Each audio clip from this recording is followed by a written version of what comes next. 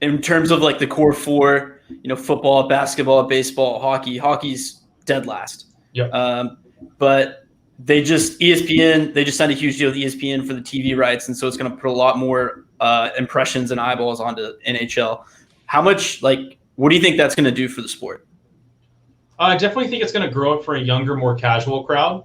A lot of people don't watch SportsCenter so much for sports anymore, I feel like. I think that it's going to be a great marriage of companies. I really hope that that ESPN takes advantage of what the NHL hasn't, and much like what I talked about, the inspiration behind water hockey is peel back the layers on these guys. I want to see E60s on guys. I want to see in-depth stories about hockey players and organizations and things of that sort. Hockey is definitely the least influential of the big four, but at the same time, to me, and this is obviously I'm a little bit biased, I've got hockey jerseys all on the wall behind me. I love the sport.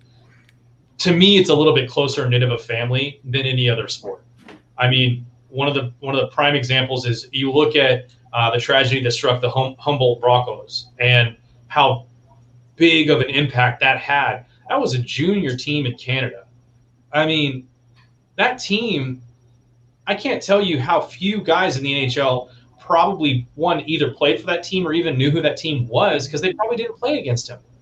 But the entire sport, not just the league, came together.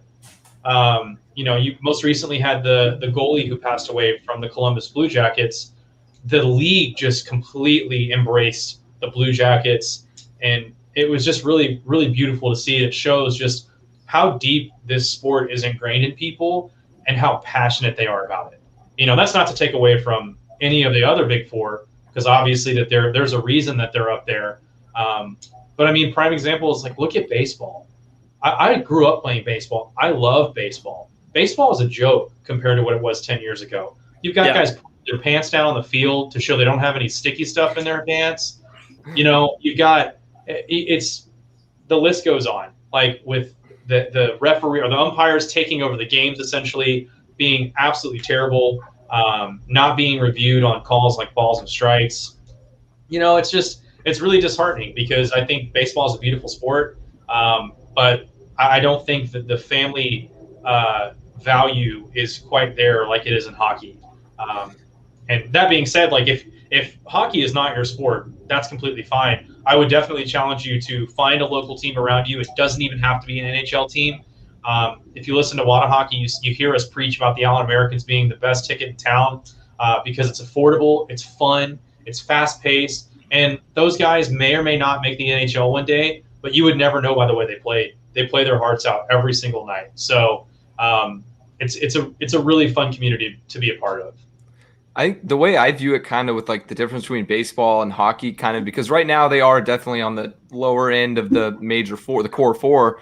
But for baseball, it seems like it is the same, a tight-knit family per se, but it's a bunch of old traditional heads, if that makes any sense. They're much more rigid about changes and overall, I just view baseball fans as grumpier people, whereas hockey, it seems like that tight-knit family that's hey, come on, watch some hockey, grab a beer. Yeah, I think you're completely right. I will say too, it's a lot of this with baseball. You've got the old heads that are keep it, baseball needs to be outdoors. I hate indoor ballparks. And then you've got the new age that's I want to see some flash. Take steroids. Put sticky stuff in your hands. I want to see a 20-21 game. Show me entertainment. At the end of the day, we're trying to be entertained by these sports. So you definitely have a clash. And that's the beautiful thing about hockey. To kind of give some shine to the morning skate, we're a group made up of a lot of random personalities, age ranging from all the way down to college age, all the way up to 40s, 50s.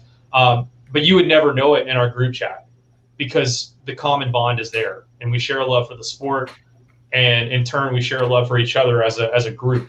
And it really shows. And I think that's kind of the essence and the beauty of the sport of hockey. Yeah, you raised a good point by bringing up baseball because, one, Rob Manfred is an idiot, but we didn't get into that. And then two, they're having a really hard time marketing their players. Mike Trout has been the face of baseball for the past 10 years. I don't even know who he is really.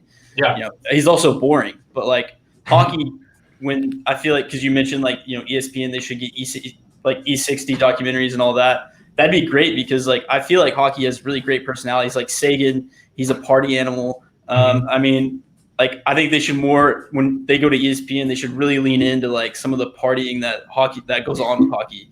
Like they've talked about with Spit and Chicklets with Bissonnette and all those guys. Yeah, absolutely. Talking about all that. And so I feel like that would probably be, especially with our generation, how much we love like Barstool and like, you know, viral videos and shit like that. Like that could be something that hockey could honestly capitalize off of it if they just kind of lean into it just a little bit. I mean, yeah, I completely agree. Hockey, you'll see the quote. I don't know if it's a tweet or a meme or whatever, but it's basically like, don't ever drink with hockey players. Yeah. We're a different breed. And I'll loop myself into it because I've been fortunate enough to have a lot of great friends within the community that played in college, and I can tell you some of the most epic times I've had are with those guys. But yeah, it's an ecstatic community of Neanderthals.